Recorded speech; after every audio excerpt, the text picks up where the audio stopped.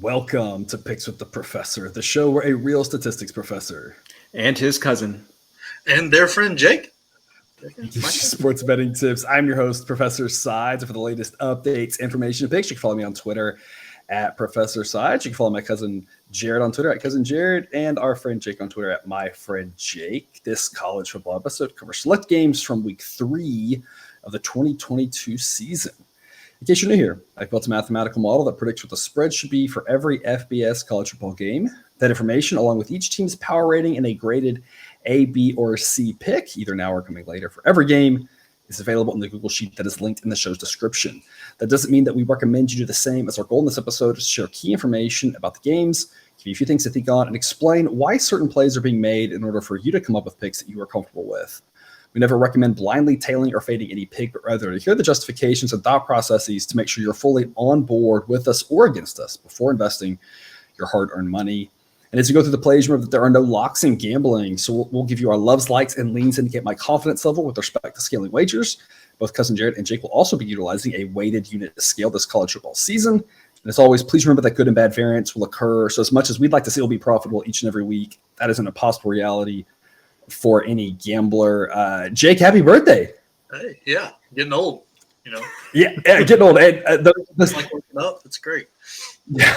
The sad thing is recording these at night now, and it's your birthday tonight. And by the time most everyone sees this, it'll be the next day. Yeah. So drop a comment and say happy birthday yesterday to Jake, because it was yesterday. So I should have said something in the baseball episode. I just kind of forgot because it was the night before. And you've got one coming up too. So I do. Yes. Both of ours are here within a couple days of each other. So Cousin Jerry, you're just out in the cold, a couple months away, I guess. Yes, but also the professor's dad had a birthday yesterday. True. So That's true. It's just birthdays all around for everybody. Birthdays all around. A lot of September birthdays here. All right. Well, before we get to today's show, some reminders. Please hit that like button if you're on YouTube. Also, if you aren't yet, please consider subscribing or following. It's free. And the only way to ensure you don't miss any of the college basketball, MLB, or college football content that this channel provides. And as a reminder, we've started up a Patreon page for those of you looking to support the show. Membership starts at just $3 per month. Benefits include such things as exclusive access to the play of the day, our Discord group with ad-free and early access to the shows, and early access to projected spreads.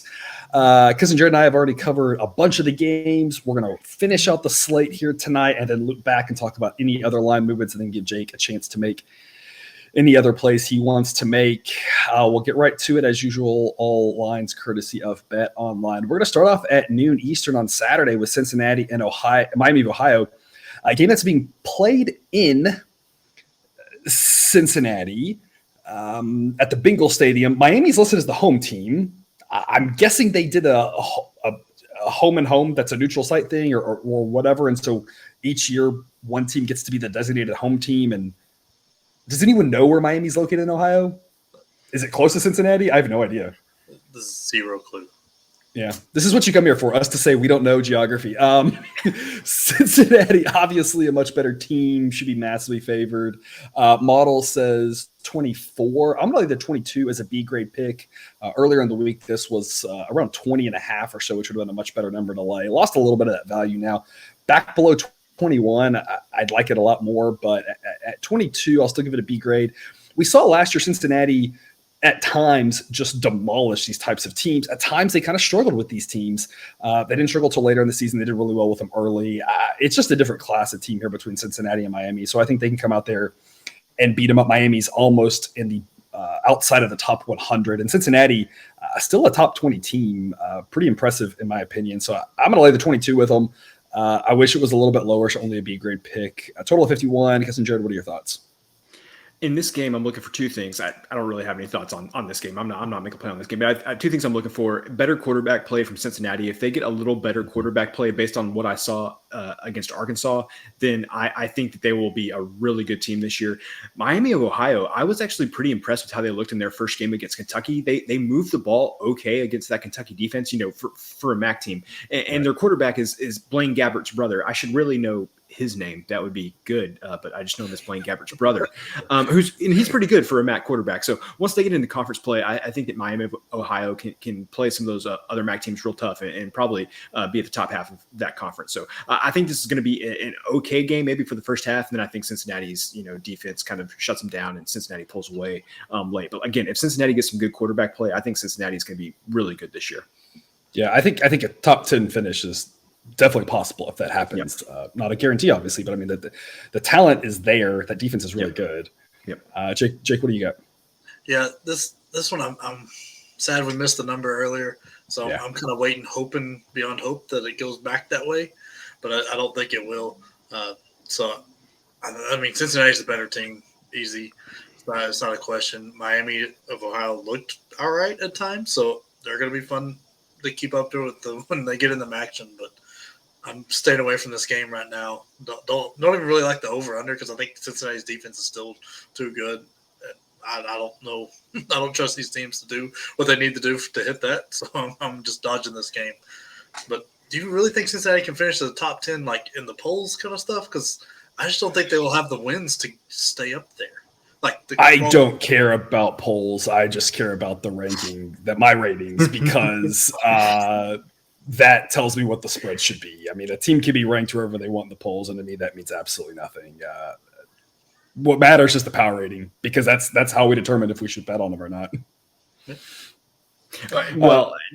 Sorry. Let's go off the rails, because why not? I mean, you said 10 minutes in. Yeah. You said they're going to finish in the top 10, but like, is UCF? What did they look? Any good their first game? Has Houston looked very good their first couple of games? I think a lot of the top tier teams in the American may have fallen off, and I think Cincinnati may end up getting 10 or 11 wins again. Right. And that's the thing, right? That with those teams falling off, it just means that for Cincinnati to be a top 10 power rated team, that they are going to have to really demolish those teams. If they and that's where they struggled last year, and that's where we had questions, and they still finished really in the playoff game. Again, they played pretty well. I mean, it's about as well as we could have asked them to, given how good the top two teams were last year. Nobody stood a chance, really. But yeah, like if the UCF's falling back and Houston with some question marks, if some of these teams have fallen back a little bit, they're going to need to win those games by 20 or 30. And if they do, then I think they'll be a top 10 power rated team. If they're winning them by 5, then it'll be like they're getting the wins, but they're not impressive. So it's all about how the box will look, how many yards they're racking up, that sort of stuff, efficiency, all that other nonsense that goes into the math, right? My biggest fear on them is their offense. I just don't know that I know they just threw up 63 on Kennesaw State, but that's not. I just don't know that they have the offense to. Well, it's I think it's because Jared was talking about. I think the question is, with Arkansas, they moved the ball really well, and they could have easily put up 50 points on Arkansas, but they just kept shooting themselves in the foot. And is that going to get resolved? How much of that was Arkansas's good defense? How much of that is Cincinnati's just not being able to get out of the way offensively and not being able to get over that hurdle? And that's the question. If they can't get over that hurdle, then Jake, I think you're right. Their offense is going to struggle, but the potential's there. They're just going to have to do it, right? Yeah. Speaking of good teams, a noon Eastern kick here. South Carolina, top 50. Obviously Georgia, though, barely now the number one team according to my power ratings. I'm a little surprised it wasn't by more than it was. I think at this point, given Bama's struggles last week, we all are kind of putting Georgia at number one. Question is maybe by how much, but since they're not playing Bama, it doesn't really matter at this point by how much. Georgia is out to 24.5 point favorite. I'm going to take all those points with South Carolina at a lower number. Maybe it's a different story, but 24.5, it's just a lot of points and the hook there, given that the game could easily land at 24. Looking back at the history of this series, the last many years, Georgia's been a really good team in almost all of them. And South Carolina has either hung in there or gotten destroyed. So I almost kind of think the number might not matter. I'm liking the hook, right? Because we got to play smart numbers and you never really know. But feels like a game that either South Carolina at home can put up a really good fight, or they might lose by 50, because obviously Georgia can beat anybody by 50. And so I'm just going to grab the points and say it's too many points. It's very similar to the theory I had last week with Texas and Alabama. A little bit weaker of a thought process, though. Last week, I was saying if Texas is truly a top 25 team, they ought to be able to hang in there against Alabama. Nobody's saying South Carolina is a top 25 team. That's the problem and the reason why I don't like this play as much as I like Texas last week. You are getting a few more points, but South Carolina, again, a decent team, towards the bottom more so of the SEC. Georgia should win this game. The only question is, do they win it by 21 or 31? Again, I'm going to take all those points, but not one that I really love, because Georgia has the ability to just destroy anybody. Cousin Jared, what is your take on this SEC East matchup? So you viewer and listener, I know you may not believe this sometimes, but I do some research before we come on here and talk. And I'll be honest with you, I didn't even pay attention to this game because I didn't think there was anything that really appealed to me and stuck out to it. And then the banner came up down there and it said total 55. And I said, there's no way that this game should have a total of 55 points. That's ridiculous. This is Georgia we're talking about. I mean, what percentage of Georgia games have gone under 55 the past year? It's darn near all of them. And Spencer Rattler's going to have some turnovers in this game. I don't think South Carolina's scoring very many points. And Georgia has shown that they are more than happy to just put the offense in neutral in the second half and just kind of do whatever and not run up the score. So official play for me here, I'm going the under 55, and it's 55 and a half some places. Obviously, if you can get that 55 and Definitely. a half, want to take it. But right now where we use, it's 55 and minus 105 on the under. So 55 minus 105, I'm good with that as well. Official play for me, I'm on the under 55 here. I have no idea why any Georgia game, except maybe against Alabama, would have a total over 55. This is a little ridiculous if you ask me. Cousin Jared, let me ask you, if a team total here is 14 and a half on South Carolina, wouldn't that also tell you to go under 14 and a half for them? Yeah. I think I like the total 55 better, but that would also appeal to me for sure. Okay, because I'm with you. I think that South Carolina's chance to win this game is it's just low scoring in general, or not win this game. Win the bet, cover the bet. Right. They score 13, Georgia scores 35 or whatever, and then 22, something like that. I mean, that's kind of what it feels like, which is kind of everything under. I think all of these numbers are just a little bit inflated. Jake, what do you think? Man, from an under, I like the under because I don't see South Carolina doing much. My fear is that Georgia runs up a 60 spot or something. I think that's more likely than South Carolina getting 2 touchdowns. All right. So no play for you on this one, though. Well, okay. I thought we just wanted me to. I am all over Georgia. my bad. You're just pause, you're well, I'm done. I said my one sentence. No, I am all over Georgia. Oh, give me everything. South Carolina, this is just they're made strides to be better, and it's just terrible luck.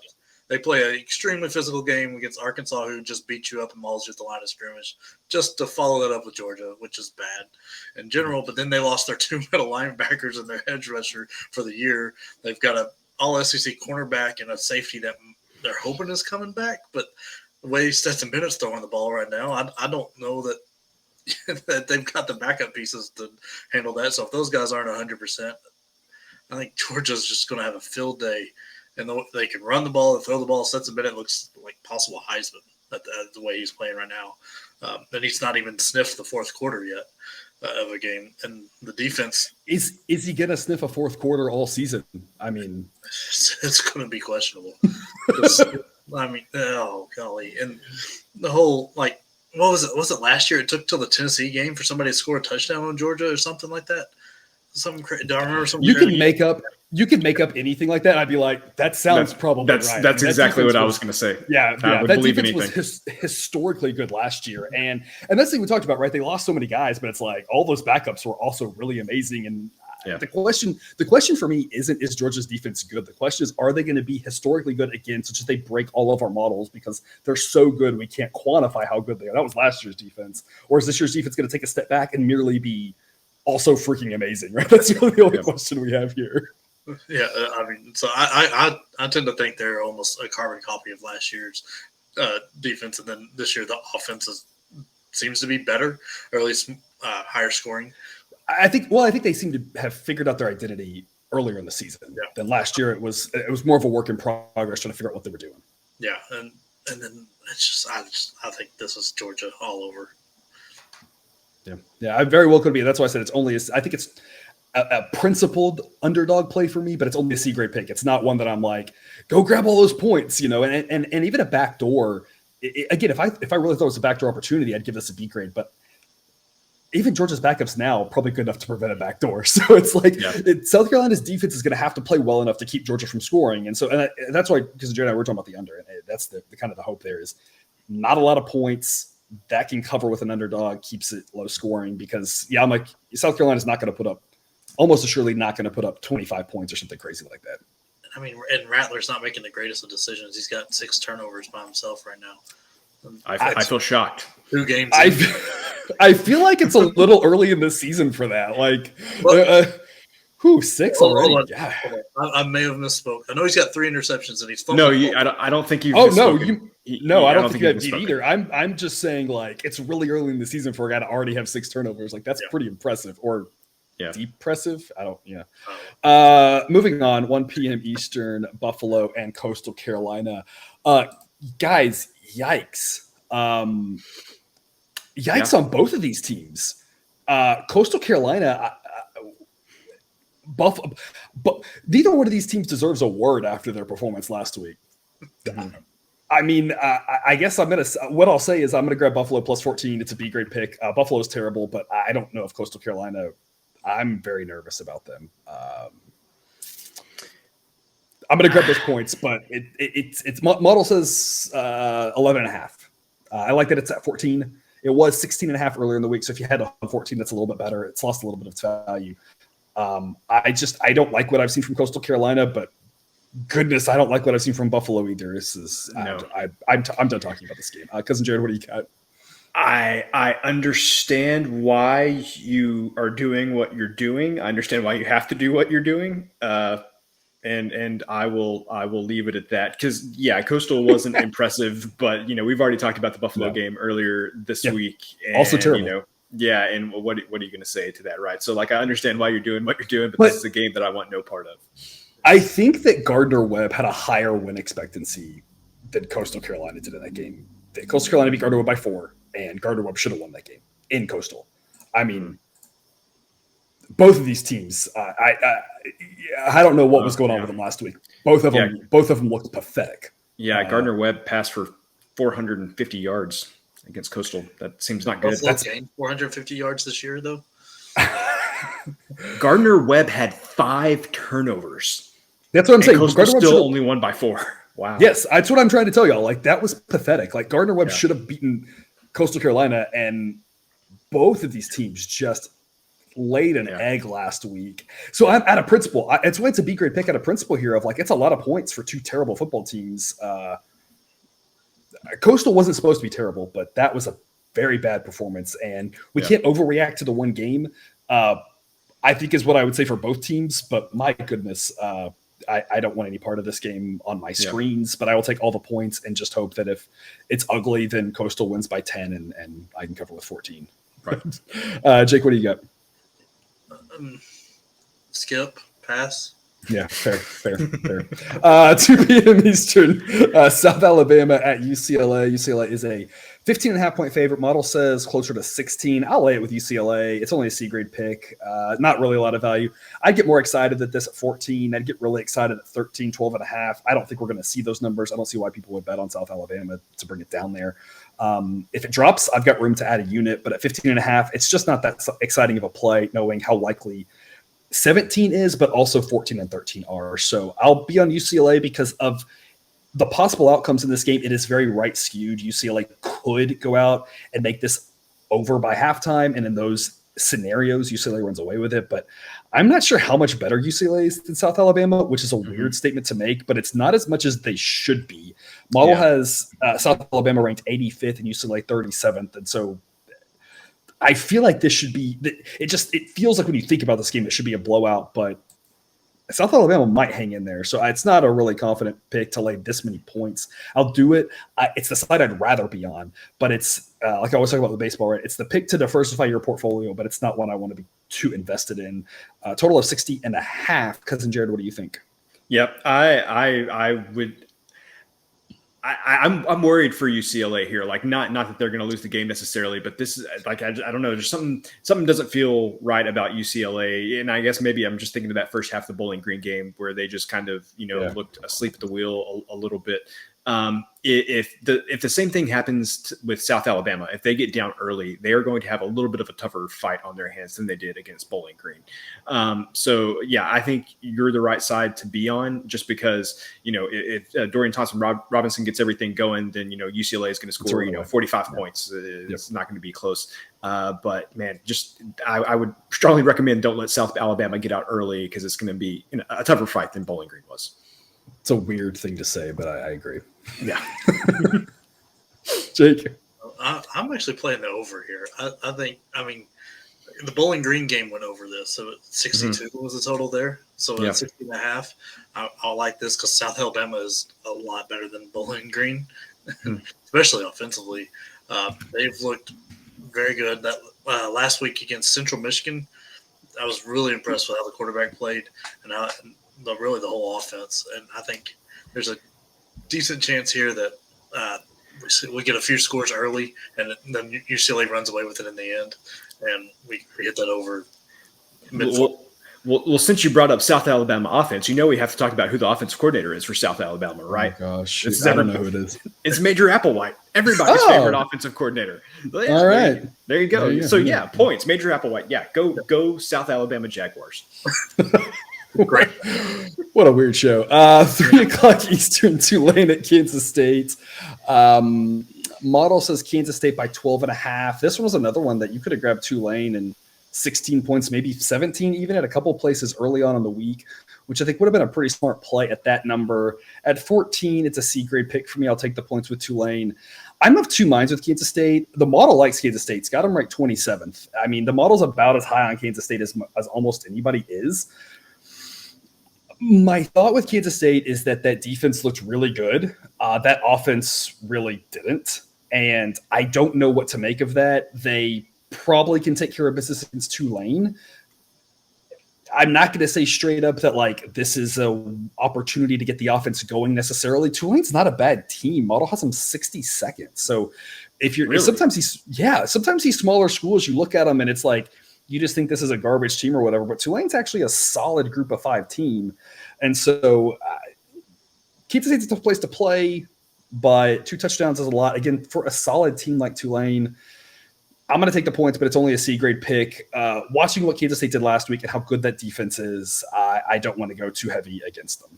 My thing here is this is kind of Tulane's first real game of the season. They played UMass week 1, and then they played an FCS team last week. So tough. So they played 2 FCS teams. Yeah, so very tough spot, I think, Tulane for their first real action of the season, going to Manhattan and playing Kansas State. I think Kansas State's going to run all over them. Part of the reason that I was surprised about their ranking at 62 there is because, I had the over in the UMass and Tulane game, and somehow Tulane managed to go 20 contiguous minutes of that game without scoring against UMass, which I think is a red flag personally. I think they just stopped trying. Well, let's ignore the fact that they scored 40-something points in the first 40 minutes of the game. Yeah, that's kind of I think to some extent the model looks at some of those late minutes and is just throws them out. That's kind of the point is to say we don't really care at that point. It was over. Yeah, that's true. But I think just tough spot for Tulane here. I think it's going to be really tough sledding for them. I usually don't like to disagree with the model, but I think I would be on the other side of this one if I were interested in making a play. Jake, I'm going heavy on Kansas State here. I think the mighty UMass with that running game they have that put up 200 yards. I think Deuce Vaughn might have 700 by the time it's done. Yeah. I'll take the under. I mean, they were giving up 3.4 yards a carry to UMass.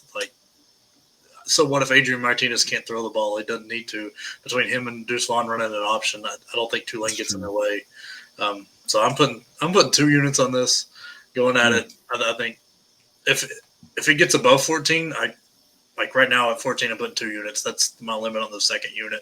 Once it gets above that, it goes to 1 unit play for me. But right now, I just don't see a way that Tulane keeps this close with just how Kansas State can dominate it, because it's just the weakness Tulane has on defense is running, stopping the run, and that's the only good thing Kansas State does on offense. Yeah. I think it's great how Kansas State has figured out how to properly utilize Adrian Martinez, and that's just don't let him throw. Yes. And he can't have any turnovers that way. And so then he's going to be great. And again, he's so much better than I could ever possibly be. Right. But Kansas State is doing what maybe Nebraska should have done to stop all those crazy turnovers that he was having in their games. I think we could have a whole show on what Nebraska should have done. It's a whole. How do we always talk about Nebraska? What are we going to do when we can't make fun of Nebraska anymore? I don't know. It'll be sad. Again, and just to recap, like I said, I'm taking the 14 with Tulane. Only a C grade pick because I don't disagree with what y'all are saying. I'm kind of sticking by it's too many points at Tulane as a solid team. and that Kansas State wins, but Tulane's good enough to hang in there. But I don't disagree with anything y'all said, and that's why it's only a C grade pick and not a higher grade confidence for me, because I think that Kansas State team is pretty good, and I just don't want to be heavily invested against them, knowing that this team might be like they might have, again, unlocked something with Adrian Martinez. But I think Tulane's decent. If Tulane loses by 40, we'll come back next week and I'll be like, well, that was wrong. And that's the way it goes. But I think Tulane is decent enough to hang in there. My thought on this game, total of 47.5, feels fairly low scoring, going to have longer possessions. And it seems like a situation where it's going to be a 10, 14, 17-point game in the fourth quarter, and it should be down to the wire on that spread based off of who scores at the end, because Kansas State's definitely the better team, but with low scoring, it's not impossible, right, that Kansas State wins 42-0, but that seems unlikely. It seems like it'll be a tighter around the spread contest at the end, and then it's just exactly how the fourth quarter plays out is going to determine how this bet plays out and or what number you get. If you could get a 14.5, I'd like Tulane a little bit more. If it drops to 13, I'd be a little bit more enticed to take Kansas State. Again, model says 12.5, so it'd be a little bit more of a closer play. Kansas State gave up all of 12 points to Missouri. I have Missouri ranked one spot below Tulane. Yeah, well, I'm more excited. I don't know what that means. 3:30 Eastern, Vanderbilt at Northern Illinois. Northern Illinois is a 2.5-point favorite in this one. Before you even get going, Northern Illinois should be a 2-point favorite over everybody. Like, I don't care who it is, the best team in the country, the worst team in the country. They should be a 2-point favorite over every team they play. Because they're going to win a close game. Fair. Yes. Model says it should be Northern Illinois -1. I'm going to grab the 2.5 with Vanderbilt. If it gets a 3, especially obviously 3.5, 4, right? I don't think I'm breaking news with that, but 3, I'm getting excited about this, knowing how key numbers of 3 are in Northern Illinois games. And doubly in Northern Illinois games. Like I said, if this gets to 3, I'm probably jumping this like all the way to an A grade play, because I feel like somebody wins this game by 3. Now maybe somebody wins this game by 2, because with Northern Illinois involved, like if this game gets to the third overtime, I feel like we'd all be like, yeah, that seems right. So maybe by 2, but I mean, winning by 1, 2, or 3 seems very much on the table for either one of these teams. So I'll take the 2.5, but I'm really just waiting and hoping. And if it gets to 3, I'm going to go heavy on it. And if it doesn't, oh well. You don't have to go heavy on every single game. So I'll just sit back and watch as Northern Illinois probably wins another close game, because that's the way they roll. Total 58.5. Cousin Jared, what do you think? So no play for me on this one. If it stayed in the 2 or 2.5 range, I think I would be more inclined to take the Vanderbilt money line. It's maybe around plus 115, plus 105, yeah. So some places I see plus 115. That's one of those things. Like, like we said, almost guarantee you that this is going to be a close game. If you can get 3 points, great. If not, I think it's going to be a 50-50 type game. So take the plus odds, and I think that you'll be happy with that. Fair, Jake. Yeah, I'm riding with you on Vandy here. I like what the quarterback's done. Was it Mike White? Right. Yeah. White, not White. So I think he dodges sacks and runs the ball well, and their defense isn't god awful. Like, it's bad, but not pitiful. So I think they can do enough to stay in this game and let Northern Illinois beat them by 1 or 2, or maybe even win the game. All righty, 3:30 Eastern kickoff. Georgia Southern at UAB. Model says this should be UAB -12. UAB's ranked 54th. Georgia Southern 88. Interesting to note. I mean, we talked about it on a previous show, and everything comes back to Nebraska, right? Georgia Southern really outplayed Nebraska, but still only ranked 88th. I mean, that's part of why a coach gets fired. Model says UAB is still a much better team and should be favored in this one. The problem is 11.5 doesn't offer a ton of value. It's a C grade pick for me. A little more excited at 11, a little more excited at 10.5, 10, right? But at this point, at 11.5, it's not the most exciting play, only a C grade pick. You have potentially a letdown spot for Georgia Southern. I don't tend to buy into that in this case, because Georgia Southern's a team that obviously is really excited, but you have to imagine after Monday or Tuesday, they got back to work and said, hey, we got to try to go out and win another ball game. They're going to be questionable on bowl eligibility, right? They're not guaranteed. The Nebraska win's huge for that, but they're not guaranteed, 6 wins at this point. They've already got 2. They need 4 more. And I feel like the coach is saying, hey, let's go on the road and get another one. So I don't really buy into the hangover thing too much. I'm buying into the fact that 11.5 is just a meh number. This feels like a game that UAB wins by 10, 11, 13, 14, one of those kind of numbers. So 11.5, I'll lay it with UAB at home. I think they're a much better team. than Georgia Southern. I think this might be a little bit of Georgia Southern getting too much respect for last week when I think that says more about Nebraska than Georgia Southern. But again, it's just not the best number, so only a C-grade pick for me. Cousin Jared, what do you think? Just looking at the spread and the total that we have up there, I think I would be inclined to go under the 55.5 just because that's a key number. We talk about it all the time, but I think if there are a couple of things. So if there is going to be a hangover from the Georgia Southern side, I could definitely see that being offensively, kind of being starting the game a little bit slow, maybe not having the offensive output they had against Nebraska, but it's pretty hard to have 640 something yards of offense. I was just gonna be like, I don't know how you repeat that in general unless you're playing a D3 school or something. Yeah. And UAB lost to Liberty last week, but the defense still played well. It was the offense that kind of let them down with some turnovers and stuff. So if UAB can't get their offense together a little bit, I'd still have faith in their defense here. And so the under 55.5, I think would be pretty appealing. No play for me now, but this is one that will have my attention and maybe something that we'll talk about in our Friday thoughts that I post sometime today as you're watching this. I think you're off today on that one. Yeah. Wait. Oh yeah. Today's Wednesday. Yeah. Tomorrow's Thursday. It's been a long week, guys. Just say tomorrow. There you go. Tomorrow, right, my Jake. Friday thoughts. There we go. There you go, Jake. What do you think? I tend to agree with cousin Jared here, but now I'm worried because he doesn't know what day of the week it is. So, valid. I'm thinking under, but I haven't made a play on it yet. I'm not sure what either of these teams truly is. Last week, for both teams, was shocking and surprising to me. And so I want to watch another week and see if I can get a grasp on what these teams are. Because originally I thought UAB would 11.5. I would have been all over, but after last week's offensive struggles, I'm worried that they're gonna. Because I feel like in this game they've got to put up 20 to 30 points to win by 11.5. Because Georgia Southern's offense looked so good last week, so I'm a little lost. So I'm leaning under, but not making a play right now. Yeah, Georgia Southern jumped about 2 points after last week. UAB fell about 2 points. And so that 4-point swing there, again, right now the model says this should be UAB minus 12, but it would have said 16 before last week. So just to your point, Jake, about the model kind of saying we don't want to overreact, but we kind of got to take note about it. Like I said, I do think that the performance that Georgia Southern had against Nebraska says more about Nebraska than Georgia Southern, but you can't say it's all Nebraska because Georgia Southern still moved the ball like crazy.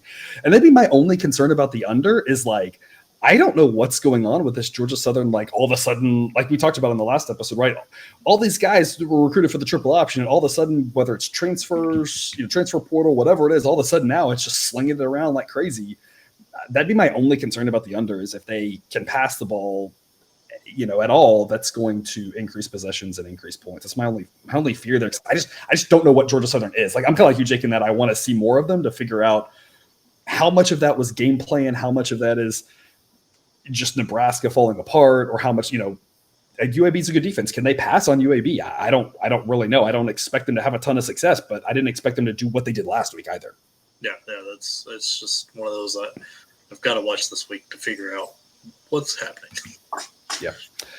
Saturday, 3:30 Eastern, Colorado at Minnesota. I mean, oh boy. I'm going to take the 28 with Colorado. I hate this pick. Model says 27. I'm going to grab 28. I've got Colorado down to 107th. I mean, how much lower can they go? That feels right. Yeah, I mean, they're like that's the level of team they are, I think. Ooh. You think they're as bad as Hawaii? Lord, it's just they're bad. Everything on that team is bad. They don't throw the ball well. They don't run the ball well. They don't block well. They don't tackle well. They don't line up well. Oh, is that it, Jake? Is that it? They don't eat well. I don't know. It's just everything they do is wrong. That's getting a little personal. They don't eat well. I've got them 107th. I don't know how much lower they should be. They're bad. I got Minnesota at 26, right on the outside of the top 25. Minnesota's a much better team at home. Total's 47. To some extent, this is a principled play. You don't have to love all the plays you make necessarily. It's a principled play of the total's 47. At some point, Colorado scores one time, and it's going to be pretty hard for Minnesota to cover because, of course, clearly the odds makers aren't expecting a lot of points from either side. So I'm going to grab the 28 with Colorado, but it's only a C grade pick. They're very bad. It's just a lot of points with a low total. So that's a side I'll be on, but it's a low grade confidence for me on this one, and one that I don't really want to have any part of, to be honest. Because Jared, what do you think? I don't blame you on that one. Shout out to Mike McIntyre, who somehow got Colorado to be 10-4 that one season in 2016, where they went to the Pac-12 championship game. That was incredible. That looking back on it, what happened before that and after that, good for him. Well, I don't know what the team total is for Colorado here, but I'd be taking a hard look at the under 10? because I don't might be 9.5. Yeah. Let's bring some humor back to this segment. Sorry, Jake, if you got a lot of things to say about Colorado and Minnesota. But the team total for New Mexico State, we talked about in the last episode, is 3.5. We talked about what the team total was against Wisconsin for New Mexico State is 3.5. So just thought I'd clear that up. Yeah, I have no idea. I'd go under 3.5 too. Yeah, Colorado's not good. So Jake, please save this segment. Well, I jumped on this early when it opened, and it was like 26, 27, something like that. Because I was waiting for that because I knew that line would just jump up. So at this number, it scares me because I don't think Minnesota's going to throw up that many points. I mean, they could if they wanted to. They're not a team that's going to run up the score. No, they run the ball a lot, which we've already discussed. Kansas State in the second half going, if we just hand the ball, Colorado can't do anything. And then Air Force said, hey, Kansas State did it. Let me do it. And he got, 450 yards and then on the ground. And what do you think Minnesota's going to do? And that defense is actually they've played a bunch of nobodies, but they've also done well. So you can't learn that much, but when you hold a team to under 100 yards offense total, it's pretty impressive. And then Western Illinois was held to under 200. So I don't know, but I like Minnesota in this spot. If it gets down to 27 again, I'll probably add some more of my money to it. But right now I'm staying away at 28. Yeah, and I think to clarify, I think you have the wrong purple Big 12 team. I think you meant TCU. Yeah, that in the second half. My bad. How many purple teams should there be in one conference, right? I mean, the answer is Exactly. one, and that they got two is a problem. But I completely agree with you. And again, the model says 27, and if you give me 26.5, I'm laying the 26.5 with Minnesota. But at 28, I'm like, as I said, I'm like reluctantly taking Colorado because it's just extra points, and like Minnesota winning by 27, I feel like feels exactly right. And so that's why I said 26.5 or Jake likes to 27. I'm with you. I'd be on Minnesota. 28 is realistically a pass. I'm making a pick on every game. So I'm going to take the 28. I'm going to hate it. And that's why I have 1, 2, and 3 unit picks. So that if this one falls apart, it doesn't hurt me that much. And if it wins, whatever. It doesn't really matter because what really matters is the bigger investments. Yeah. 3:30 Eastern, Troy at Appalachian State. I feel like we have, last week was so fantastic from a college football standpoint. And this week, the entire talk is, how will they respond after last week? Yeah. I feel like that's the whole week we've been talking about. And fantastic, responding good, responding bad, right? Like the Coastal Carolina Buffalo, how will they respond after those bad performances? In this game, you have Appalachian State. How will they perform after such a huge win for them? They're 12.5 point favorites at home against Troy. I'm going to lay it with the 12.5. Model says 13. I like that I'm on the right side of 13 and 14. I'm only giving this a C grade pick. I am a little bit nervous for Appalachian State, a little bit of a hangover after North Carolina, after Texas A&M. As much as they looked impressive against A&M, that's a physical game.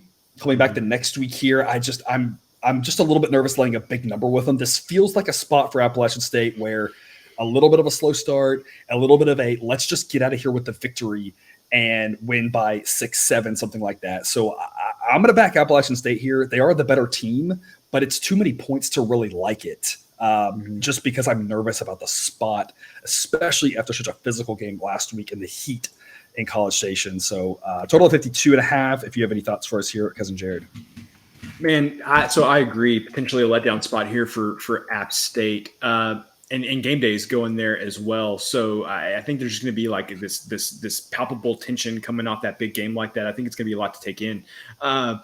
Troy did a pretty good job of holding down Ole Miss the first week of the season. I think Troy's defense might be pretty good. The new head coach, Troy, is a previous defensive coordinator at Kentucky, so probably wouldn't surprise you to hear that they have had a pretty good defense so far this season. Right. This feels like a really good spot to take an under 52.5, 2 being a very key number there.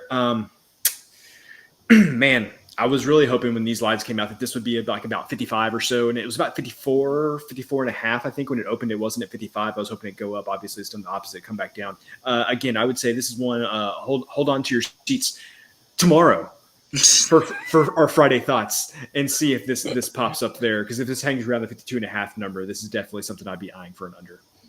If I actually edited this show, I feel like there would be so many edits to make on this. This is how it goes. Jake, what do you got for us? Yeah, I'm very nervously taking Appalachian State here because this screams trap, letdown, hangover, whatever the word you want to throw in there, it screams it. This is the highest I take Appalachian State, but man, I'm a little nervous. But Chase Bryce, hey, after going from Clemson to Duke to here, he's finally not making mistakes. He's making the right plays. They're running the ball well. Troy's got a decent defense, but I think this was one that's tight early. Then in the second half, Troy makes a mistake offensively, and that's where the game turns. But I am nervous about taking App State here. Yeah, I am too. Like I said, I'm taking them the better team by a decent amount at home. But it does feel like an escape with the victory. Now, they could still escape with a 14-point victory, right? It could be, like you said, they're up 7 in the fourth quarter, and then, Troy throws an interception. App State takes over the 30, punches it in, wins by 14. So it kind of feels like that. Just get out of town with the victory. Big game for App State next week against James Madison, who all of a sudden is like a contender in that conference. Yeah. So I mean, that'll be one really to look forward to. Not that Appalachian State's looking ahead. It's more about, I think, coming off of those first 2 games than anything else. Yeah, I feel like this is the perfect example of the difference between Jake and I, because Jake's like, I'm on this play, but it makes me real nervous, and I'm like, well, just don't play it. Like you don't have to be nervous. I love the juxtaposition between the two of y'all. It makes for fantastic entertainment, in my opinion. We were talking about this earlier. I like taking risks because this is just. I like the fun. I like being on the edge of my seat, and this is one that is taking me there. I got you. I mean, I don't know. This could be fun. Yeah. What would not be fun here? 4 p.m. Eastern, UL Monroe in Alabama. See, Cousin Jared, look at these segues here. Alabama still really good. Reports of their demise, in my opinion, false. Question marks as to if they're going to be the greatest team ever. Bama oscillates every other year, every third year between historically great and really good. And they're just always somewhere in between those two. They're still going to be really good. They might still be better than really good. It's obviously hard to tell after just the one game. There are some concerns for Alabama. None of those concerns will be evident against UL Monroe. UL Monroe is not drastically different than Utah State. It should be a runaway. The question is, can they cover the big number? This did drop down to 49. There were people backing UL Monroe at 49.5 and 50. I couldn't do it. I'm going to lay the 49.5 with Alabama. Model says 51. I mean, that's a big number. It's it's a C grade pick. We talked about it with Hawaii and Michigan last week, and was hoping that Michigan would just accidentally score all those points, and they couldn't get it done. That's the risk with these high numbers. So I'm going to back Alabama. I'm going to back Alabama also, even though it's 49 in the hook, because Saban might be angry, and angry Saban worries me. And angry Saban is the type who might put up like 63 by the third quarter, and everyone's like, oh my gosh, hide the children. Feels like this type of game. Total 61.5, which feels like you can't touch it, because like I said, Alabama could score 63 and everyone would be like, yeah, that seems right. I don't know how much UL Monroe is going to score. I'm not sure they're going to help that. The total for UL Monroe, the team total is probably like 5.5. I'd have to look under. I'm not sure they're going to score a touchdown. I think Bama's going to come out pretty angry, but it's such a big number. To me, it's just not worth a big investment. So I'm going to back Alabama, just a small play to diversify the portfolio here at 49.5. A little more excited at 49, a little more excited at 48.5, I guess. But either way, it's hard to say these numbers matter too much out here at the spot. They're so large. Richard, what do you got? So, I mean, the question is, does Alabama want to win this game by 45, or do they want to win it by 61? Like, that's, it's up to them. Man, I would like to look at Alabama's schedule. I don't have it pulled up in front of me, but if they're playing somebody of some level of importance the following week, maybe they take the players out a little bit early. But even the backups are going to be able to. Yeah, I'd probably lay the points too. Yeah.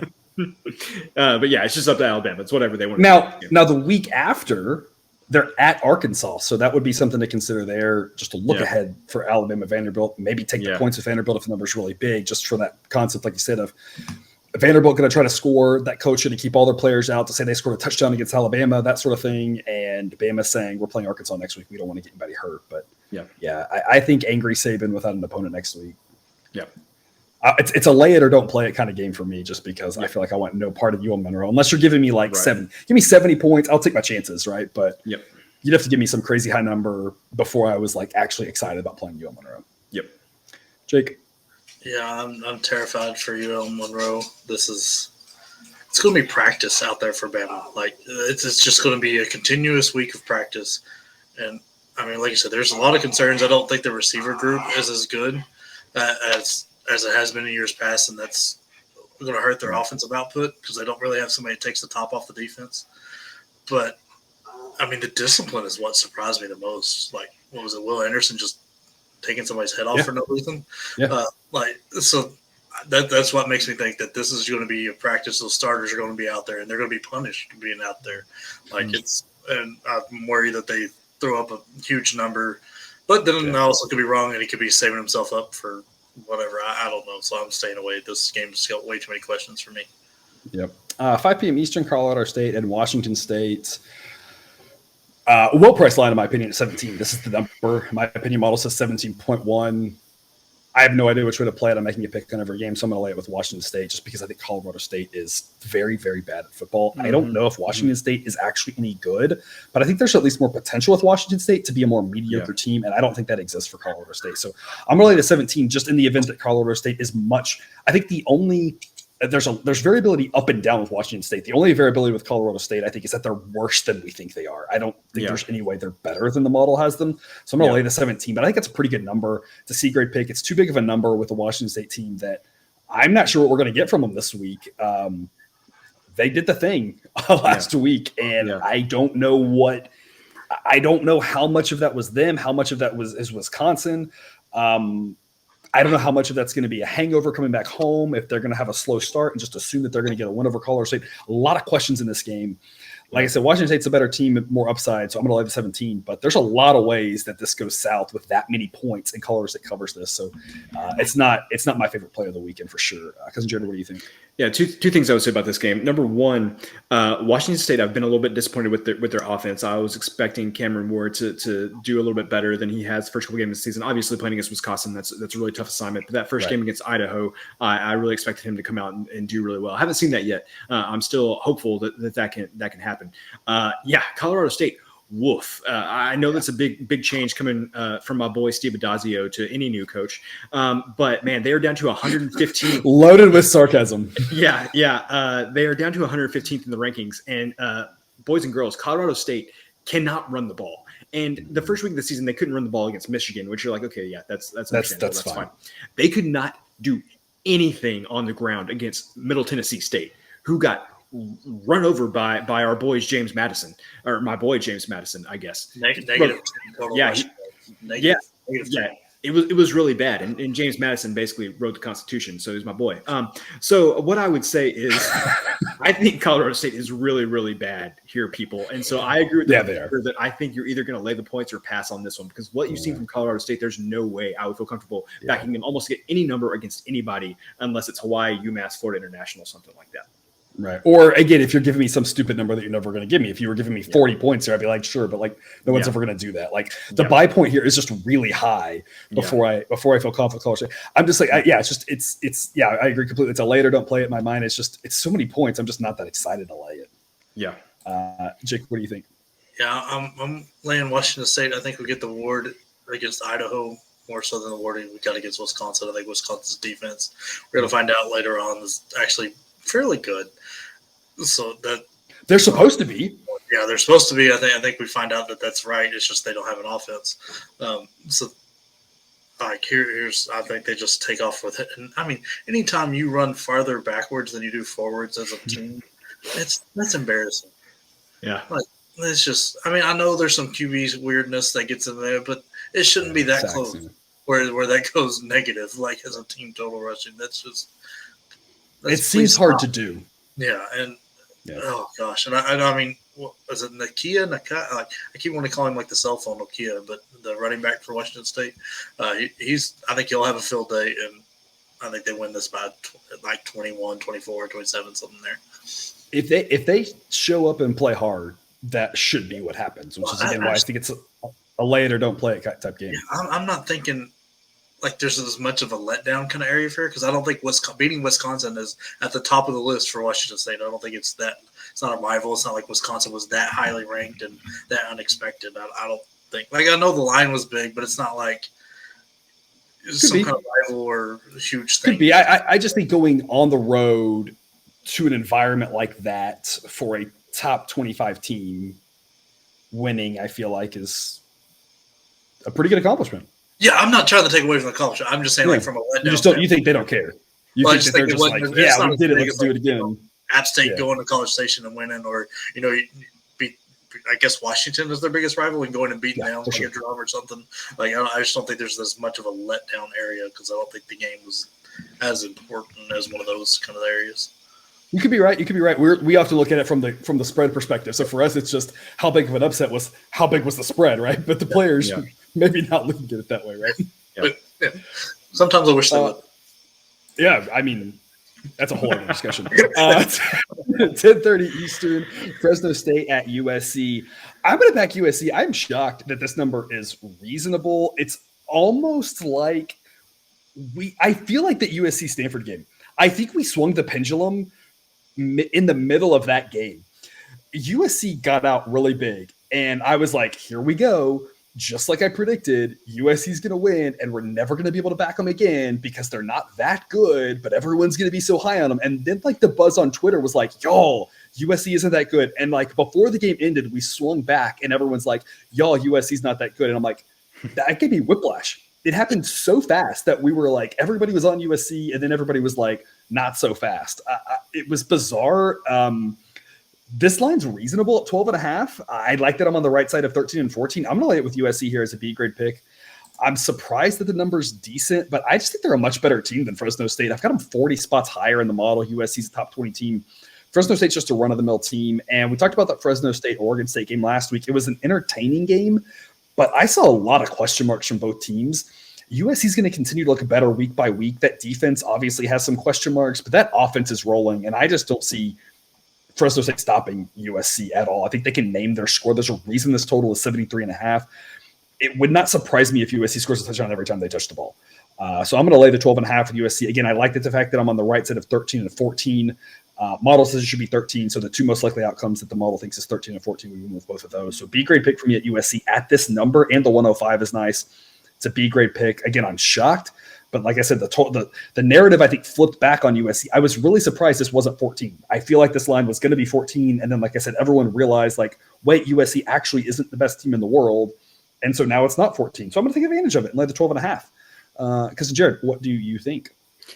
I don't know if there's been a game this season. I thought that the Tennessee Pitt game was going to be like this, and it didn't quite play out this way. But I feel even more confident about this game that, like, if you don't get a touchdown on a possession, like, the game's over. Like, it's just going to be like you going to have to get points on the board every single time you have the ball. And you're going to – honestly, I think you probably need to try to eat up a little bit of clock to give your defense a rest because I think there's going to be a lot of plays running this game.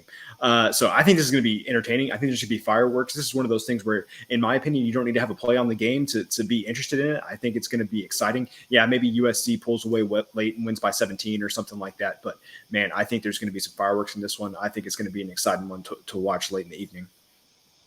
Jake? So I'm all over USC here. I was very confused that this was under 2 touchdowns. Yep. And it almost seems like it's the hot take that's not really a hot take, that USC isn't that good. It's the contrarian take. That's like the popular contrarian take. There's like once every so often we get this contrarian take that everyone just falls in line with, right? Yeah, and so I don't think they're like world beaters, but they're definitely not. I would say 2 touchdowns better than Fresno. Because Fresno's defense can let them down. I think the offense can go hit for hit for them. I just think there's going to be a couple times in that game where Fresno State gets stopped and USC doesn't, and that's going to be the difference. I'm gonna call my shot here. I think it's gonna be turnovers. USC's defense has holes, and I think part of that is it's like 20 guys from the transfer market of their top 22 defensive players, right? It's like maybe it's only 18. It's a ton of they're too deep on defense. It's like all transfers, and that's gonna cause some issues with assignments. And there are holes, and Stanford exploited some of those, and Fresno State will exploit those holes, but there's so much talent and what I've seen from that defense, what we saw against Rice, they're looking for the ball, and that's going to give up some touchdowns. But they're off. But it's like they know that their offense can score, especially against a mediocre defense like Fresno State. They're looking for turnovers. I think they get a couple of interceptions, and it's because Jared, like you said about not scoring, a couple of interceptions, and USC takes care of the ball, and this one's going to be over. It's going to be one that I think USC wins by 21 because I think they get a couple picks, and that's all that matters. Like I said, that defense is looking for the interception, and it's going to give up some big plays, but whatever, their offense is just going to score. And then when they get those turnovers, that's going to be the key difference in this game. Like you said, Jake, they're not the top team in the world, but their offense at least can carry them to be a pretty solid one, right? Oh, yeah. Like, I mean, the offense might be world beater type offense, which is, I mean, Caleb Williams and Jordan Addison is just unfair. They've been playing together forever. What he had, he's got 700 yards already or something crazy. Jordan Addison does. It's just nuts. And then Dye. Everybody forgets about Dye. But Dye is very good running back. He can hand the ball off to him at any point. So it's just there's just not enough there in Fresno. I mean, in any team sport, the defense is where chemistry matters the most because you've got to depend on the guy next to you to have the right responsibility. So when you have that many transfers coming in, it's going to take a little bit. So maybe by the end of the year, that defense looks a lot better than it does right now. But I think they're almost being coached. I think you nailed it. Get the ball. And all of a sudden, like we've got to win because nobody's going to stop our offense. So it's – man, this total keeps climbing up. I think it opened up in the 60s. And what are we – I wouldn't be surprised if it hits 75 by game time. I would have definitely taken over a number that started with a 6. I thought about doing that. I mean, even 73.5, it's probably not crazy. Especially if those turnovers happen early on, Fresno's going to press and try to score sooner, and it's going to cause them to score sooner probably, and then USC is going to score really fast. It's going to be a track meet probably. Yeah, my biggest fear is we see something like we did against Stanford where USC was up 41 to. Right, 41-14 or something like that, yeah. And then they didn't score in the fourth quarter because they didn't need to, and Stanford scores twice. So if Fresno does that, that's going to be scary on the 12.5. But this line opened at 68.5 and was at 71.5 within like a few minutes. Okay. Just opened it up at the right time then. Yeah, those 60 numbers weren't around for very long. Closing this up, the last game to talk about of the week, 11 p.m. Eastern. Eastern Michigan, way out of their comfort zone, time zone wise here, playing against Arizona State. Thankfully, the body clock thing works okay going this way, not the other direction, right? You just don't want to go west to east, playing early, east to west, especially with college kids, you'll probably be okay. Late start time for the fans though against Arizona State. Arizona State should probably win this game. They're a much better team. Eastern Michigan, not very good. I'm going to take the 20.5 with Eastern Michigan. It's really a B grade at this number. I'm only putting 1 unit on it now. I'm going to wait and see what happens. If it stays at 20.5, I'm comfortable putting that second unit on it. Maybe it gets to 20, maybe 21, maybe it drops to 20. Either one of those, I'm comfortable putting another unit on. So watch the line, check Twitter, check the sheet. It's again, I like Eastern Michigan at all these points here. The reason I like Eastern Michigan is what I saw last week from Arizona State. And I kind of had forgotten about this because Herm Edwards is such a unique coach at Arizona State. He brings that NFL mentality to talk about me talking about Steve Adazio with sarcasm. Yeah, no, I'm being serious. He brings an NFL mentality, and the NFL mentality is the game is over. We're going to pack it up for next week. And most college coaches don't operate like that. Most college coaches operate under these kids are never going to have another chance to be on national TV. This is their shining moment. I mean, what's the commercial, right? 90% of us go pro in something other than sports. Yeah. Most college coaches operate under, if I can get this kid a touchdown, that might be the highlight of his year, of his college career, of his decade, whatever. And they try to do that. And I kind of had forgotten about Herm Edwards with this whole NFL thing that he does, which is kind of nonsense, but whatever. It hasn't really worked, but whatever, at Arizona State. And he had a chance last week to get that garbage time touchdown and just did not care.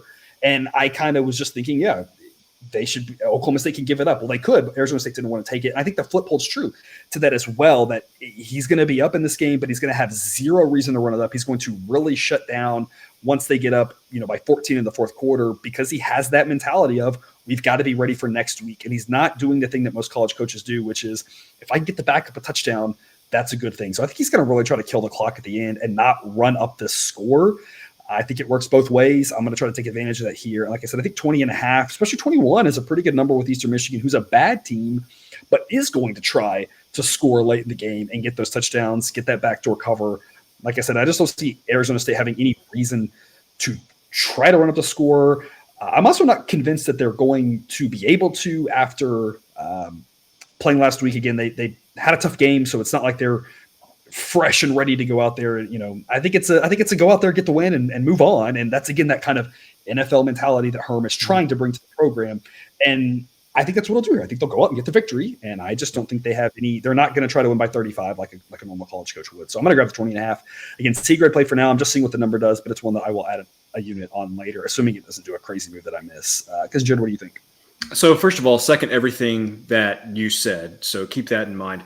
Second thing is, we already talked about it on the show earlier this season. Chris Creighton, really underrated coach at Eastern Michigan. Like every other year, he's gotten them to a bowl game, 6 or 7 wins. Really like unbelievable work that he's done there at Eastern Michigan. That leads me to you may have said some of what you said with a little bit of sarcasm. I think Chris Creighton is a much better college coach than Herm Edwards is. 100%. And so I think I have faith in him in this spot. The other thing that I would say is that Eastern Michigan, this pains me to say, is all the way down to 113th in your rankings.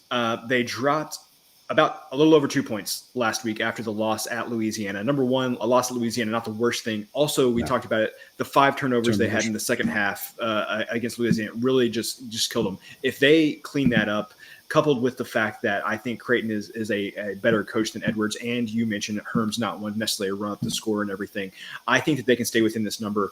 I'm not making a play on this right now. Like you said, I want to see it get to 21. I would rather play it there. But if we get within like an hour or two of kickoff and this is still sitting at 20.5 or even 20 points, I would take the points with Eastern Michigan there. So as long as this doesn't drop below 20, there's going to be a play on Eastern Michigan for me later in the week. Jake? Yeah, I'm in the same boat. I wanted it at 21, but I'll play it at 20. So I'm waiting, hoping to get that 21. I'm hoping everybody looks at Louisiana and sees the 5 turnovers and lets that number move up a little more. Yeah, I think this is what would have happened in our group chat. It would have been one of us letting the other one know, hey, it's up to 21, go grab it. Except now we got the Discord, and so we'll tell it to everybody. Well, everybody's in the Discord. Be like, someone will let us know. We'll be like, hey, it's at 21. Let's all go grab it. So whenever if it happens, that's what you'll see from all of us. Or right before kickoff, one of us will just be like, okay, guys, it's 2 hours to go. Let's lock it in, right? And we'll post it on Discord. We'll post it on Twitter, and it'll just be like, we'll all kind of grab it at the same number because we're kind of on the same mindset on this one. All right, that is every single game that that exists here in the FBS for week 3. Some stinkers, but always remember, right? You don't have to watch them to make the monies. Let's go to the kill the clock offense. Look back and talk about games we've already covered. I have one. Talked about it on Monday's show. Western Kentucky. I grabbed them plus 6.5, and I said I loved grabbing Western Kentucky. I think sprinkling a little bit on the money line makes a lot of sense at those odds. I'm going to grab them with the 3rd unit. Today it's plus 6. I grabbed the 6.5. I was hoping maybe it got to 7. It didn't. I'm still comfortable with 6.5, whatever. I think all those are great numbers. So I'm just going to go ahead and lock that 3rd unit in at 6. It doesn't seem like it's going to get to 7, but I think 6 is still a fantastic pick. So it's an A-grade play, and now I have my full 3 units on it. So as promised, I've updated y'all on that one. That's my only update. Cousin Jared, what are your updates? So a few games that we talked about earlier this week. The first one is UCF and Florida Atlantic. I'm going to take the under 62 in that one. So 62 is a fairly key number. FAU has given up some points this season, but it's almost exclusively been through the air. And the only thing that I got from that Louisville UCF game is that I do not trust UCF to actually throw the ball. And so I think they're going to be playing to FAU's strength there. So I think that this game can stay under a 62 number. Again, 62, a fairly key number there. Talk to Jake before we came on. The professor and I talked about the under every way you could in the Akron, Tennessee game. I decided to pull the trigger on that one. I'm going to play the under 67 in Akron and Tennessee. I just don't think Akron's going to score very many points, and Tennessee a big look ahead spot to next week. No reason to run up the score there. So under 67 in that game. I also played the Charlotte team total under 20.5. We talked about that yesterday. Might be, would like to get a 21, but I was able to get plus 106 odds on the under 20.5. That's what's going to be in BetStamp for our official record keeping. So we got some receipts for that. So under 20.5 there. I also pulled the trigger on the Temple under 13.5. Temple team total under 13.5. That's minus 116 odds on that one. Again, I just don't see how they score against Rutgers. Maybe you could find it somewhere for 14, but I would almost rather have 13.5 and get 3 possessions as opposed to just the 2 possessions of potential touchdowns, I think. And then the last one that's going to be an official play for me. This is one that similar to the BYU Oregon game that we talked about earlier in the season. I kind of laid the case out there as I was talking about the game and didn't really realize what I was laying out there, but I'm taking the Florida State Louisville under 57. I just haven't seen anything from these two offenses this year that makes me think that they're going to score a lot of points. Obviously, you would rather have 58. I just don't see that number getting to 58 based on what we've seen. So I'll take the 57, may kick myself for not waiting to see if the 58 pops up. Obviously would like a lot more there. But again, I just feel pretty good that these offenses aren't going to be able to do much. So Florida State Louisville under 57. Those are all of my official plays. Just a reminder, a couple of things that I'm still watching. We talked about them both earlier here today. App State under in that game, maybe like a Colorado team total under. Nevada and Iowa people, I'm going to play some type of under in that game. Right now, I've seen all Iowa the others, every single one of them. Under the football. Yeah, I kid you not. I have seen an Iowa team total under 31.5 at minus 115. And so that seems crazy. And we talked about the new quarterback situation. They're 31. Yeah, that's what and we can look like fools. I mean, that's the thing, opening ourselves up to talking about every game. I'm making you pick on every game. I'm going to be wrong on a lot, right? Mm-hmm. But I mean, the idea that Iowa scores 31 just feels like, in how many games are you giving me for this to happen? I don't. Nevada's really bad, but we talked about it, right? That the team total will be implied to be around 30, and So on BetStamp, it's 30.5. There's other places out there where I've seen 31.5, and again minus 115 on the under on the 31.5. So definitely shop around. Much rather have the 31. I'd much rather 30. Yeah, for sure. So definitely. Although, hold on. Let's be honest here.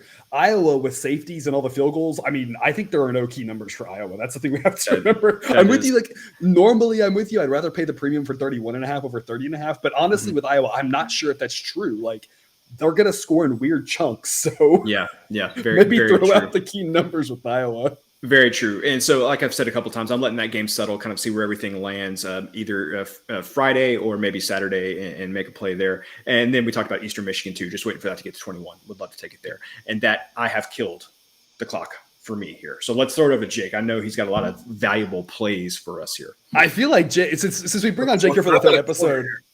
Yeah, I was going to say, I feel like Jake for this segment is almost like he's trying to have like a 20-play, 99-yard, 13-minute drive. I feel like he's got so many games to catch up on because of Jared I talked about. Right here. All right. What do you got for us, Jake? Almost a perfect segue, but he kept going. I'm all over this Florida State team here, and I'm looking at the under real hard. Jordan Travis, not doing anything super impressive, but not screwed up either. Mm-hmm. So Florida State looked, and I mean, LSU's defense isn't terrible. So, and they did pretty good there. Louisville, I'm scared. Holy crap. Malik Cunningham hasn't thrown a TD this year yet, which is terrible to say for a quarterback. And they've got 3 TDs on the year total as an offense. So I'm looking at the under real good. I'll put it in the Discord first because that's typically what happens. That's easier for me to get to. But if I end up doing it, next one, I'm all over this Air Force team. I've been riding them this whole but time. You're backing Florida State, you said. Florida State minus 2.5 right now is the only official play. So you're on Florida State minus 2.5, and you're thinking about the under as well. And Florida State had an extra week to get ready for this game. They were off last week, so they've got 2 weeks to get ready for Cunningham. Yep. Air Force, I mean, down low, they're just like putting money in my pocket right now. I really like this team. They run the ball like crazy. Wyoming's bad. Yeah. I mean, especially when it dropped down to, what is it, 14.5, 15 right now? I don't. 15. Yeah, because it was up there around 18, making me nervous when it first started. And now I'm like, okay. See, the next one I'm taking Oklahoma. I mean, Nebraska can't stop the run. Firing Scott Frost doesn't do that. Doesn't fix that for you, unless he was just telling his defensive lineman to run away. But that would be a fireable offense. Yeah, which I mean, it all adds up now. But so it's Oklahoma, and that is down to 10.5 somehow. Keeps coming down. I don't know why. I don't know either. No, people weird. Who was betting on Nebraska? Who was betting? Okay, hold on. Who was betting on Nebraska last week? Who's betting on Nebraska this week? I'm not saying they don't cover. I'm not. There's no locks in gambling, right? We don't know.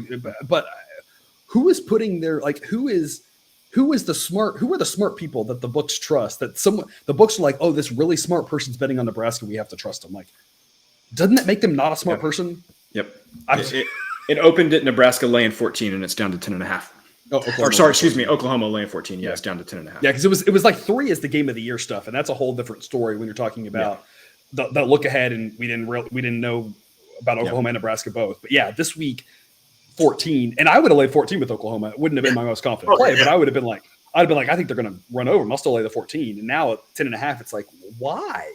Yeah. It's just like last week with Georgia Southern. Why? I said it all last week. I'm saying it this week. I don't know who's backing Nebraska. I don't know, but I'm thankful for them. Whoever it is, thank you. Yeah. And now I've just stuck my foot in the mouth. But they probably the person who's doing it probably isn't watching the show. To be fair, else maybe they wouldn't be backing Nebraska, right? So I'm going to grab Old Dominion. I'm worried about Virginia. I mean, Armstrong has got more interceptions than TDs so far. Old Dominion is a good enough team. Solid. Yeah, like they're good enough. Virginia's bad, so for a Power 5 school, so they're going to meet in the middle. I'll take. Was it 9.5, 10 points now? 8 now. It was 11 earlier in the week where we told you to grab 11. So hopefully y'all got 11 earlier on in the week. Jake, you still like it at 8? Yeah. Anything above 7, I'm taking. Yep. So then, let's see. Penn State, jumping on Penn State. I don't know where this love for Auburn comes from, and I'm starting to buy in on Sean Clifford and Penn State, which means now they lose, because about the time he gets me convinced he's good, he goes out and lays an egg. So it does feel like an annual tradition with him. I don't know why how that always plays out, but BYU is a good team. They've got a chance for the playoff with the way their schedule is and the wins they have. They keep winning. They keep it going here. They got an argument to be made with the way that their schedule is. They will have the most impressive resume. If they go 11-1, they're going to have the best resume of any 11-1 team other than maybe a wonky SEC situation. I mean, they're going to have a great resume. If they go undefeated, they have to be in with that schedule. Yeah. Have to be in, period. Yeah. So I think they keep it going. I'm not really trusting Oregon yet. I want to take Wake Forest. I think Sam Hartman is, with a week of practice, is terrifying with the way he came out there. And this is probably about the highest I play it, because I think it's going to be around a 17-point game, because I trust Liberty's defense a little bit. But I mean, it's I don't know. He just looked like I could wake up on game day and just be still 5 touchdowns. Kind of good. Crazy. Yeah. Marshall. I think Bowling Green's bad. I'm scared. They are very bad. I'm scared for Marshall, because that win that came out of nowhere for him. So I'm worried about the hangover situation. But Marshall's a good football team. If they show up, yes, they're the better team. Like you play this in a vacuum, play it last week, play it next week. Yep. I'm riding them all day just because of this spot where he's it's still on the road. I'm with you on that. The other thing I want to say, we always talk about that, but like some coaches do a good job, and I don't know if you will or not, but some coaches do a really good job of like, y'all, that was amazing. Take your one night and celebrate. Next week, we're going to get back to work. We're going to way to get next week and that sort of thing. And then some coaches don't do a good job. And it's not maybe the coaches, it's sometimes just a mix of players, right? A lot of times it's the leadership of a team. Yeah. And you can't necessarily just say if it's a senior Latin team or not, but just whatever sort of leadership, who's really running that locker room. And some teams do a really good job of that, bouncing back. And we're always like, oh, it's a look ahead spot. It's a letdown spot. And the teams do great. Other teams really fall prey to that. You just never really know which one it's going to be. And so for me, I always try to say mostly ignore that, because mostly because you never know which team you're going to get. Obviously we have to be aware, and maybe that gives us a little bit extra variability. So like you said, there's a little bit of caution, but if Marshall can figure out how to manage that, they should go out and destroy Bowling Green. Yeah.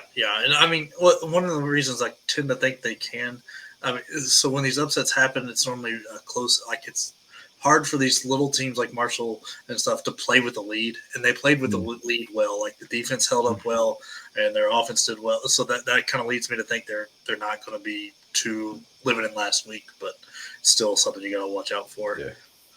Man, I'm watching this over the Mississippi State LSU game. The other team's defense is amazing. Will Rogers is throwing the ball. Jared's got some problems with that. Yeah. LSU's had some injuries here coming up. They have had defensive injuries. I will give you that. That is true. So, and what I'm saying is Mississippi State's going to have the ball in the air the whole time. Yeah. I talked about that earlier this week about what they did a couple of years ago when they went into LSU and KJ Costello threw for 450 yards. So you are correct on that front. And we need one more score than the Florida State LSU game to cover it where it's at right now? When you say it like that. So, I mean, I'm watching it. Like, it's not play yet, but it's just one to throw out there. I'm watching. So here's what I want to say about that game is on Monday's episode, I said the model said it should be a pick 'em, grab the 3 with LSU, and now it's at 2. So, he got down to 1.5. Yeah, if you grab the 3, congratulations, you got options. You can play right out of it if you don't trust it, and you can give yourself a middle. You can come back with a really cheap price on Mississippi State's money line if you want, or you can just you got options. So I feel like, again, like I always say, the model's usually right on the direction, 2 out of 3 times. So that's all I'm about thinking. If I'm playing aside, I'm going to take LSU, but I'm not got a good feel for which team's going to show up for Mississippi State. I mean, Mississippi State's had some travel stuff here, playing out west the whole time, and so coming back and still not being at home makes me worried. So I don't want any part of the side. And the number at 2 or 1.5 or whatever is just not exciting either. At 3, again, you can get excited about it, but 2 is So that's why I'm watching the over on that. Taking Akron. Oh man, I think Tennessee is looking to next week already, and it's Let me tell you, I know I'm an unbiased third party here. Akron's not going to score. Okay, so I would say don't be worried. Then you need to be making an official pick on Akron's team total under. Well, I played the game under. I mean, but we talked about it. I feel there's video evidence, there's audio evidence. Go to Apple Podcasts, go to Spotify, go to YouTube. There's plenty of places to hear me on the record saying that I think Akron's not going to score very many points. So I decided to go another way, but Akron's not going to score. Yeah. But I'm taking them. Worried. I think it's going to look a lot like that Ball State game, and if Tennessee has to figure out how to run the ball, they've got to, and I think they're going to work a lot on that because they cannot run the ball for nothing right now. And again, they should not have covered against Ball State. If they play that same sort of game, as long as Akron doesn't – that's the problem, is Akron may do exactly what Ball State did and just be like, here, you want some points? Have them. That's my only fear with Akron. You got 14 extra points here? Yeah, you're getting a lot of extra points, which helps. Yeah, and I mean, the over-under went over by 1 because Tennessee fumbles it in the chip shot field goal range. So I think the under is a good play. I'm taking Akron plus the points here. Toledo, I'm going to double here. I'm taking Toledo and the over. Ohio State's defense is not very good, just like last year. Their offense worries me a little bit. I mean, I know they're getting Smith, Nick Jibba back, and Fleming back, so that may change it. But, I mean, they had to have big plays to put up 45. I'm not against this Arkansas State team that's not great by any stretch and still let up 12 points.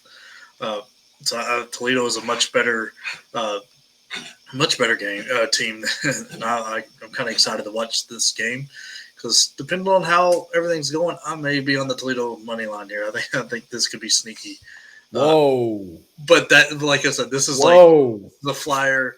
It could be sneaky because you got Wisconsin coming up next week for Ohio State. You know, I would criticize you here, but you did pick the Kentucky Derby winner. And so I feel like I have just lost any ability to say anything. I feel like if anybody's still watching at the hour 20 mark, they're just like, whoa, like that just woke me up. Hey, to be fair though, I was thinking about this, right? Like I talked all week last week about how take the under in App State, all those points. App State can hang in there. I said take Georgia Southern, all those points. I think they can hang in there. I don't think Nebraska's that good, right? But I didn't say either one would win. And I sat there the whole time thinking like, I didn't call my shot, so I don't get any credit because I didn't say they'd win, So I mean, props Jake for at least coming out and saying like, at least putting it on record that like maybe something crazy happens. I mean, if you nail this one, I feel like you get props like the rest of the year. If this happens, I'll be extremely happy. But like the game script's got to go the right way, right? It does. So like it's got to go like Ohio State makes a mistake in the first part, doesn't score. Toledo gets on the board, like maybe gets 10 points or something, like a 7-point lead or something crazy like that. And, and it just kind of gets rolling with them, and the little bit of belief happens, and all of a sudden they're in the game at the end. Like I don't think it's going to be a domination standpoint or anything. It's not the craziest thing just when you compare like to the Marshall Notre Dame game, right? Like Toledo and Marshall are not drastically different, and Ohio State's better than Notre Dame for sure.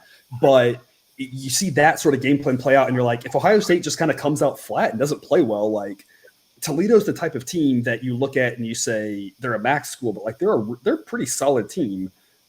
If Ohio State doesn't play well, it's not crazy. If Ohio State shows up, then obviously they're going to win by at least 20.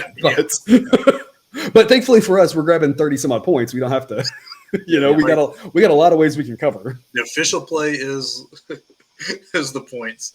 I feel like what you're saying is just put $1 on the Toledo money line, and if it wins, you're gonna be a rich man, right? Yeah, no, that's how I'm feeling with it. So I'm taking Arkansas State. Memphis is not that good. Seconded. Yeah, so I'm taking SMU, Michigan, and Michigan. Like, there's not much more I can add to what y'all already said, but taking SMU, Michigan State, and Pittsburgh. That's just how those games are going to go. I'm really surprised at the Pittsburgh line. I know Slovis is he officially out or still up in the air? I haven't heard anything, but as we talked about in that first episode, I'm not sure it really matters. Like, I don't either, but. Based off when the decision was made and what we've seen out of them, it's kind of like either one of those guys, kind of whatever, in my opinion. Yeah. Love Miami in this spot. Getting the points. I don't think they win, but I think they make life hell. You talk about a money line play. That might be your money line play. Yeah, I'm hoping Jimbo sees the light here and switches quarterbacks because Haynes King's not it. But maybe. Yeah. So, I mean, you got a 5-star guy in Max Johnson who beat A&M last year. Why not give him a shot? Yeah. So then, and I'm all over Utah. Utah's angry about losing to Florida. They shouldn't have lost that game. That was mean of Utah last week. I'm just going to say what they did in that game last week was just mean, guys. Yeah. Come on. I think it's gonna repeat itself. I do too. They're looking at the end of the year here, and they know they've got to absolutely dominate because you can't trust Florida, especially after Florida losing to Kentucky. You can't trust Florida to be an okay loss. Like it's. Yeah. We're gonna have to timestamp this spot where I shout out my mother-in-law, but shout out to my mother-in-law for all the times where if A&M's not winning by enough, she's upset. What are they doing? And if they're winning by too much, they're mean and they don't need to score as many points. So shout out to my mother-in-law because Utah, she would not have been happy with Utah last week. But that was mean. I'm just saying. Yeah, I looked at that score and went, "Oh no!" Yeah. Why? Yeah, it was. I think I said something in the Discord about it when it was like the third quarter and they're like 60 points. I was like, Utah guys, like mercy, like make it stop. Yeah, make it stop. Yeah, and that's me for this week. A couple things real quick. I will say the Pittsburgh situation is complicated because the backup was hobbled last week at the end of the game, and so I think that's probably the question mark there. My assumption is that one of those guys is going, but in the rare event both of them don't go and they're to the third stringer, that's the only issue where things get dicey with Pittsburgh. So that's kind of the buyer beware that it's not crazy straightforward. But as I talked about earlier in the week, I'm grabbing the 10. Pittsburgh's just a good enough overall team. It shouldn't matter. But in the event that both guys are out, I think one of them goes, and even at 80%, one of them going at 80% should still be fine. If not, though, then there's a question mark if they don't even know who the third stringer is. That's the only problem. Well, I mean, Pittsburgh's got a really good defensive line from a pass rush standpoint. Yeah. And it's not like they were dependent on Slovis and Patty to run the ball. Yeah. So, I mean, if they're hobbled, the deep throws aren't going to be there, but they should be able to nickel and dime their way out of it. I agree with that as well. And then I think there's one other one. Were you on Western Kentucky as well? Yes. Sorry, I skipped past that game. I like Western Kentucky at 6.5. Yeah, I like him. Money line might be a good fun play. I agree. Model says pick 'em. Yeah. I think it's a coin toss game, and so you're getting plus probably like 180, 200-ish. I don't know. Shop around because money lines really vary book to book. So this is a situation where you want to have 3 books, maybe a fourth. I mean, you don't have to go too crazy, but at least have some different looks.